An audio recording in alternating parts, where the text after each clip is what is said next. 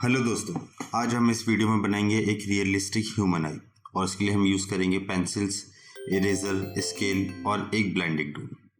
तो आइए स्टार्ट करते हैं बिना किसी देरी के।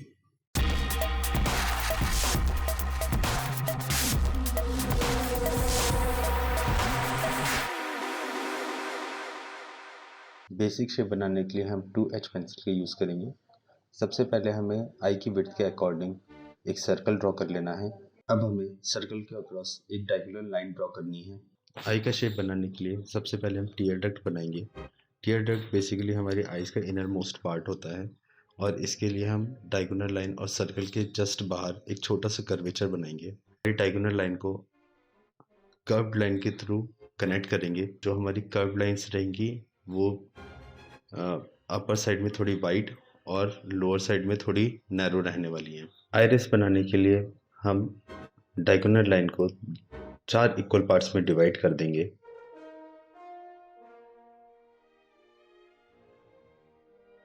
अब depending on direction of vision हम किसी भी 2 पार्ट्स को सिलेक्ट करके वहाँ पे आइरिस ड्रॉ कर लेंगे। और हम अपने इस वीडियो के लिए जो आइरिस है उसको हम सेंटर में रख रहे हैं, इसलिए हम मिडिल के 2 पार्ट्स को सिलेक्ट करके आइरिस ड्रॉ करेंगे।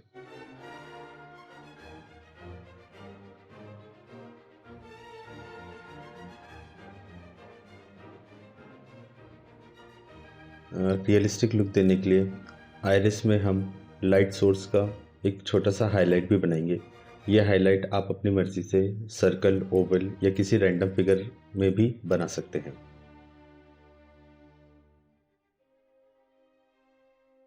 और फिर HB पेंसिल की मदद से आइरिस और प्यूपिल में फर्स्ट लेयर ऑफ शेडिंग कर देंगे।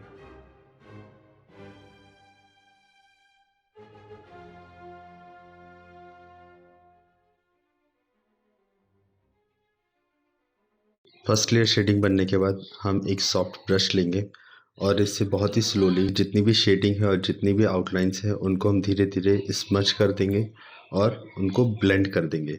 याद रहे हमें स्ट्रोक्स नहीं दिखने चाहिए। अगर स्ट्रोक्स दिखते हैं तो हम रियलिस्टिक लुक अचीव नहीं कर पाएंगे, इसलिए हमको बहुत स्लोली ब्लेंड करना है ताकि हमें सिर्फ शेड्स दिखें, स्ट्रोक्स ना दिखें।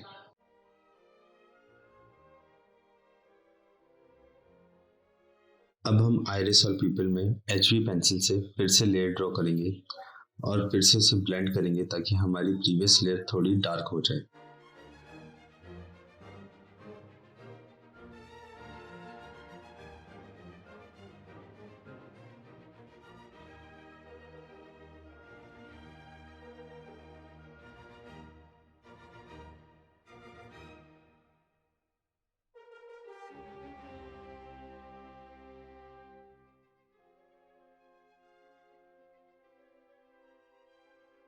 नेक्स्ट हमें पीपल के अराउंड कर्व्ड रिबन ड्रॉ करना है और उसमें multiple people centric lines draw करनी है।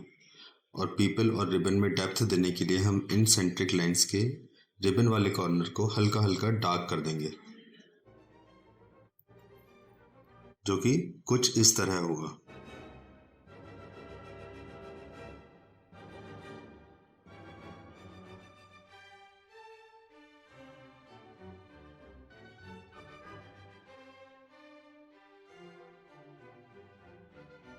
अब हमें रिबन और आइरिस बॉर्डर के बीच में रैंडम लाइंस ड्रॉ करनी है और लाइंस काफ़ी रैंडम होनी चाहिए ताकि कोई सिस्टमेटिक फिगर ना बने या फिर सिस्टमेटिक पैटर्न ना बने। और इन लाइंस को अब हम रैंडमली डार्क और लाइट कर देंगे ताकि हमें जो आइरिस और पीपल है उसमें एक डेप्थ अच्छी तरह से नजर आए।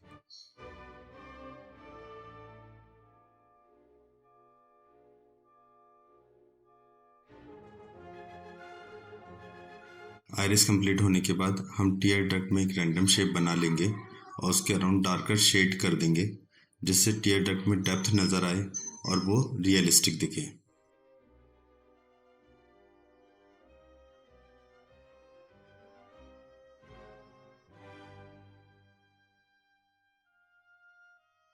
अब आइस को हम 3D लुक देने के लिए उसका जो वाइट पार्ट है उसमें हल्की हल्की शेडिंग करेंगे HB और 3B पेंसिल की मदद से।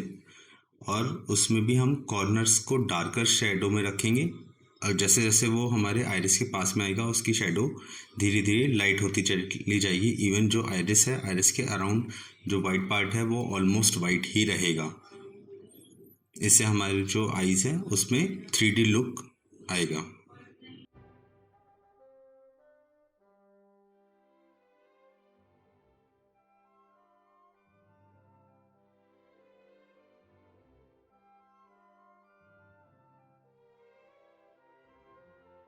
अब हमें 3B पेंसिल की मदद से आईलिड में शेडिंग करनी है, और शेडिंग हम जो हमारी कर्व लाइन है, कर्व लाइन के डायरेक्शन में ही करेंगे। अगर हम कर्व लाइन की डायरेक्शन से डिविएट करते हैं तो मोस्ट लाइकली हमारी जो आई है उसमें प्रॉपर लुक नहीं आएगा, और जो आईलिड है उसको जो हमें डेप्थ और जो डार्कर शेड देना है वो हम नहीं दे पाएंगे।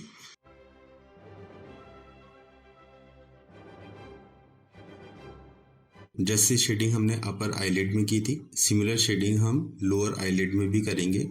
बस फर्क इतना रहेगा कि इसमें जो कॉर्नर्स हैं, कॉर्नर्स को हम थोड़ा डार्क रखेंगे, और जो सेंटर वाला पार्ट रहेगा उसको हल्का रखेंगे, ताकि हमें एक सेमी स्फीयर जैसा लुक इसमें मिल सके।